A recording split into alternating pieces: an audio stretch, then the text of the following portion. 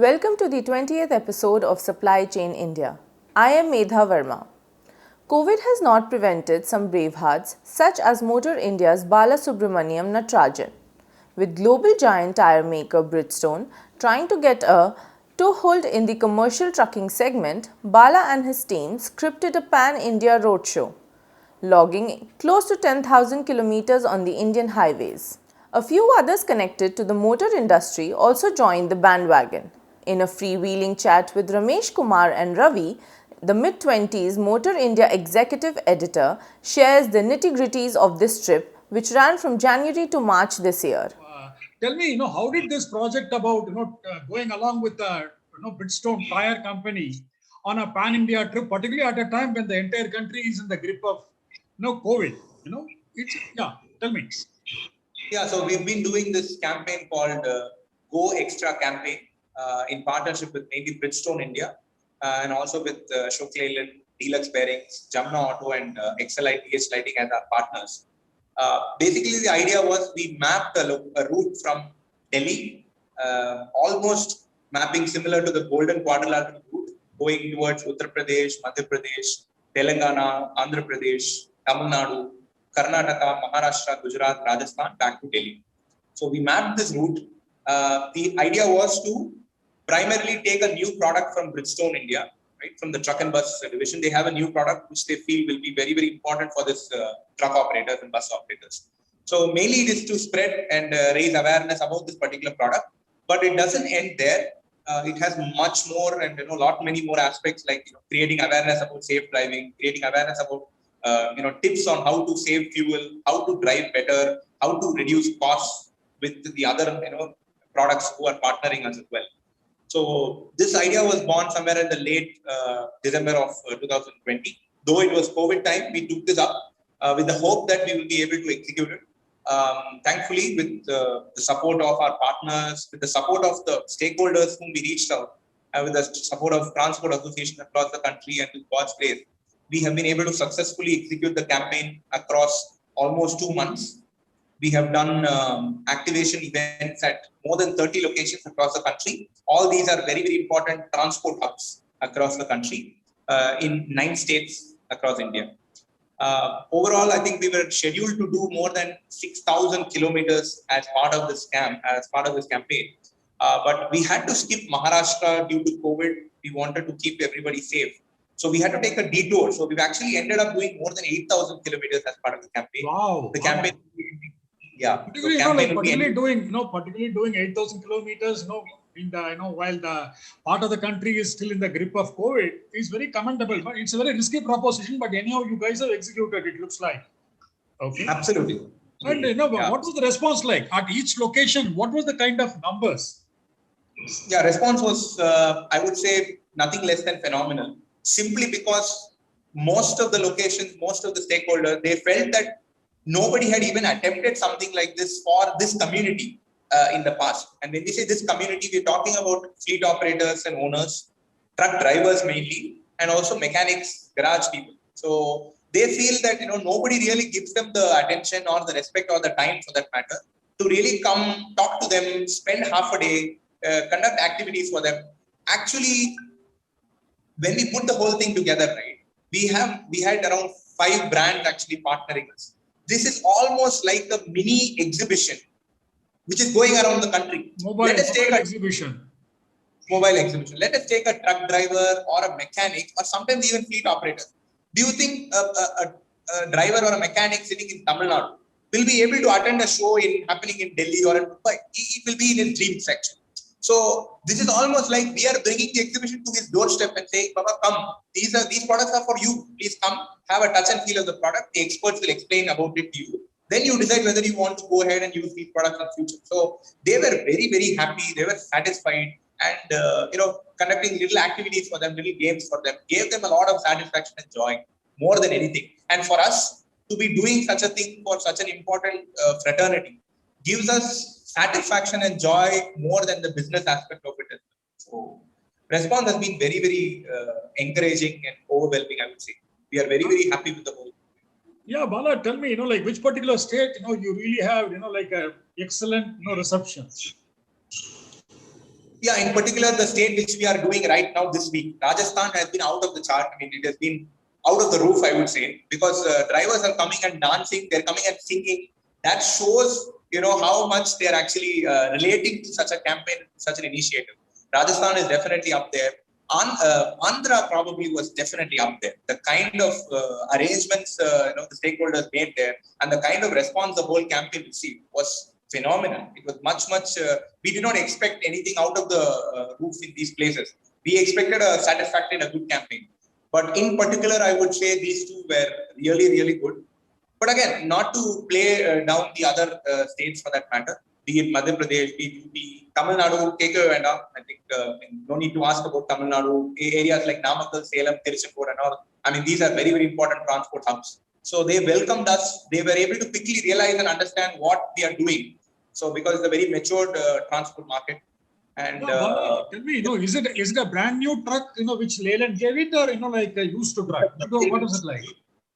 It's a brand new truck, sir. It's a brand new truck. BS6. What is it? It is a BS6 truck. It came straight from the Pantnagar factory from Ashok Leyland. So okay. And it's an Ashok Leyland BS6 Avatar truck. So it's a brand new truck, and I would say, I would be very happy to say, since it's an Indian brand, Ashok Leyland, that the look and feel of the truck itself is like world class. So, and at the end of the day, when you see a picture of this whole campaign, you see the truck and you say, wow. And it's painted in red color, which is very unique. You don't see a red color truck on the road. So all these actually add a lot of beauty, to the whole campaign. So this particular truck was fitted with, Bridgestone's new truck tires, right? That's right. Who was sponsoring? You said something about, suspensions or something. This again was fitted with that particular suspension rods or whatever. Jamna Auto with suspensions and deluxe bearings and DH lighting for lighting. That's right. Good. I really wish you, Bala, that Motor India should, you already have done, this is the third campaign, but even though this is the first, pan-India campaign, but it's in numbers, it's the third campaign. You've done a wonderful job, particularly, your desire, Motor India's desire to really bestow some kind of a respectability and give recognition to truck drivers, the most neglected, but the weakest supply chain link. Really, a big red salute to you. Yeah, Bala, did you ever worry or concern about safety of the truck or material inside while in transit? Not at all. I think we were fully prepared to execute the campaign. I think nowhere there was a problem of safety or off the truck or off the people or off the goods inside. And I'm very glad that we would say the industry has actually confirmed our faith in them by ensuring that we have a safe campaign. So I would say we are happy that our industry is in such shape today, that we didn't have to face unnecessary challenges on route. Travel expands the mind space because you are on the ground experiencing the thrill of tire kissing the tarmac. That close. Thanks, Bala, for the interesting experience sharing. Hope to see you organizing more such real-world shows every year, and we wish you a grand success. Talking about the pandemic reminded us of what's cooking on the Ecom front in Putin's Russia. Bella Swaroop files this report. If you think Vladimir Putin's Russia is not on the same page on the booming e-commerce as the rest of the world, think again. Russians have also cottoned on online buying, particularly grocery. Sure, the self-isolation dictated by COVID in 2020 led to e-grocery gained popularity. Market intelligence agency Statista claims the retail turnover in 2020 touched 135 billion Russian rubles. Food products alone were around 82 billion Russian rubles. There are several moguls of the online grocery market in Russia. Supermarket is leading the pack, followed by Wildberries and X5 Retail Group. Last year, Petrochika has witnessed 50-fold increase in its online grocery demand. Petrochika is one of the leading Russian retailers. Last year, February, Petrochika was averaging 600 orders a day. Same time this year, it is servicing 30,000 orders through its 17,000 store chain, says CEO Sergey Goncharov in an interview with McKinsey. Goncharov is investing heavily in technology and posting net profit, which is unheard of in the technology-heavy retail business.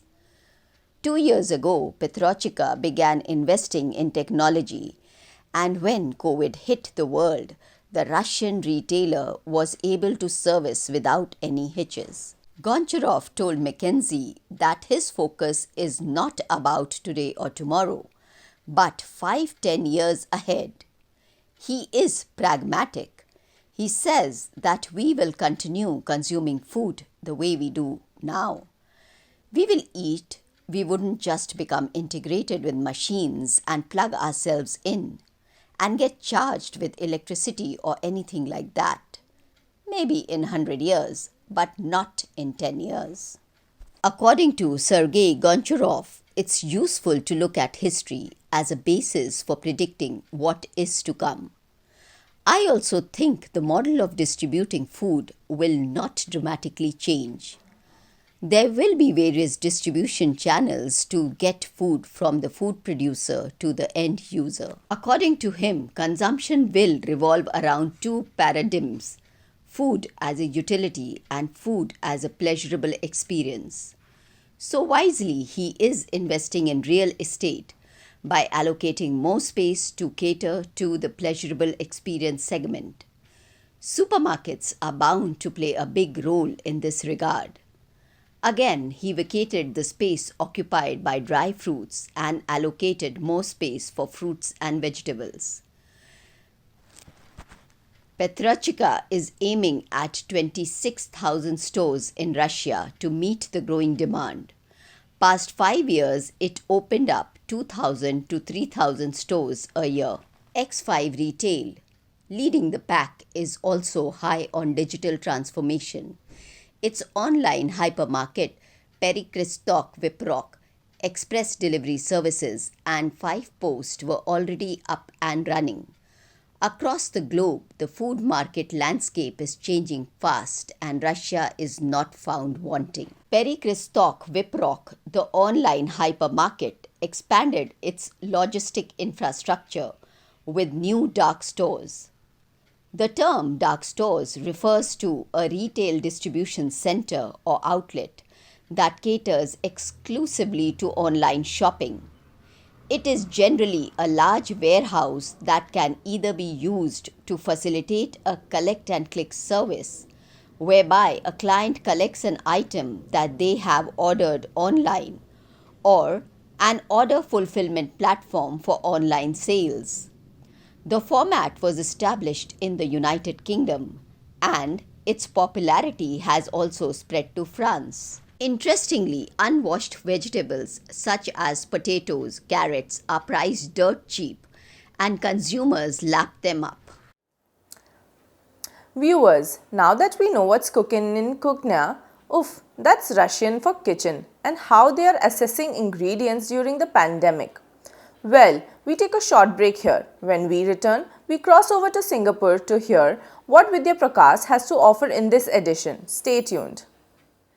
We are happy to introduce to our customers Tata DLT Gajraj with upgraded technology and design.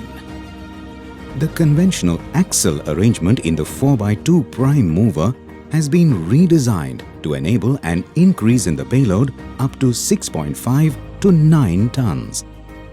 This increase is within the permissible limits of CMVR. Different configurations are available with the upgraded design. All the designs are ARAI approved, making them more authentic and trustworthy. The Gajraj range of trailers has successfully passed the ARAI track trail test as per AIS 113 at WABCO Chennai with the ARAI certified Tata DLT axle and Tata DLT 13-ton air suspension kit. Weight distribution along the axles is managed so as to ensure effective carriage Hence, the customer gets about the same load in a 4x2 prime mover that was possible with a 6x4 prime mover, making it cost-effective and curbing the need to invest in a higher-end prime mover. Our Gajraj range offers 3 types of configurations, that is, in 52 ton, 54 ton and 55 ton. This redesigning is sure to reduce the operating cost and increase your profitability. Choose your variant and prosper with Gajraj.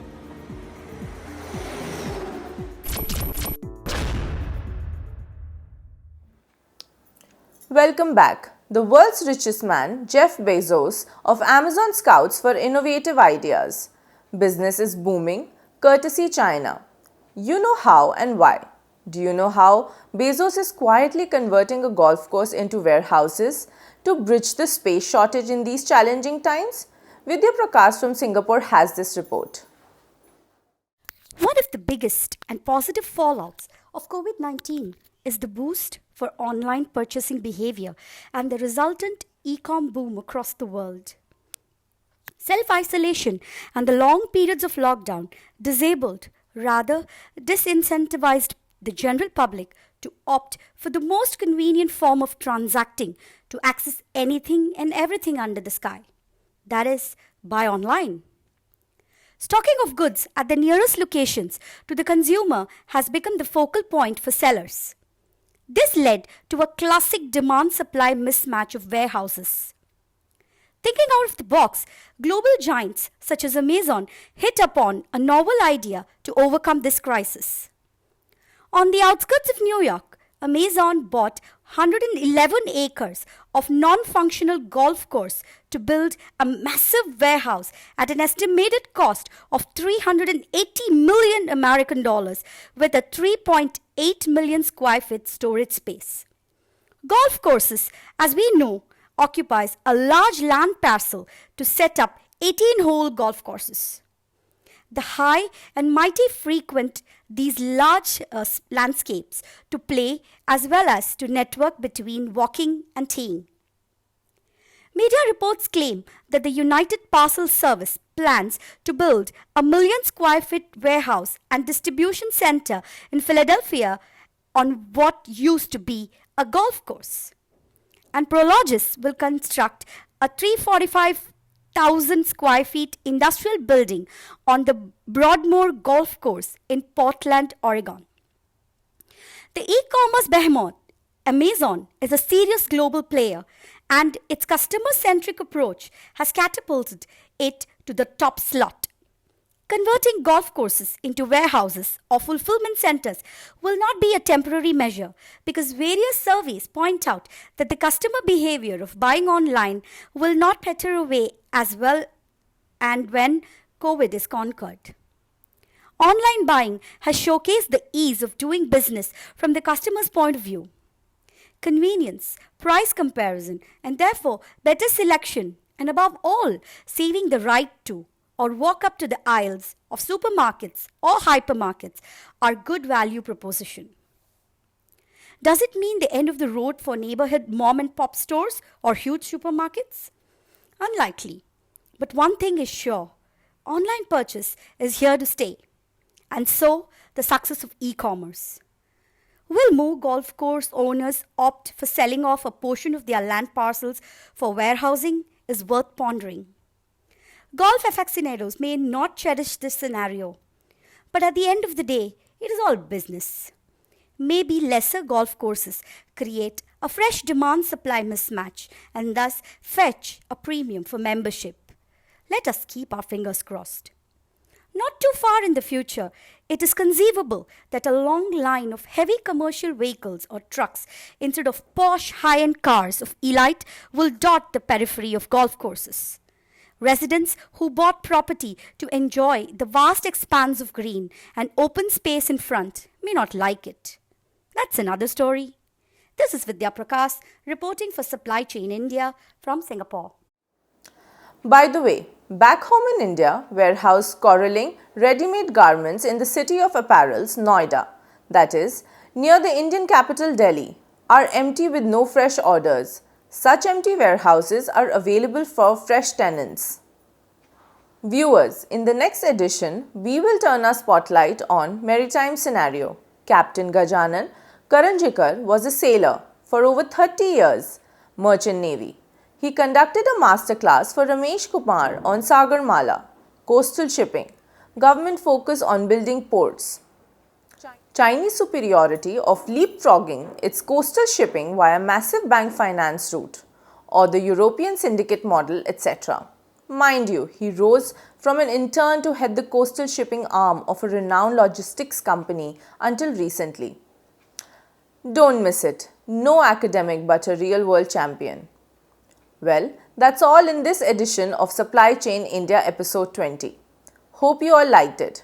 Share your feedback, share and subscribe to our channel. We will be back with another edition soon. Till then, stay healthy, stay safe. Goodbye.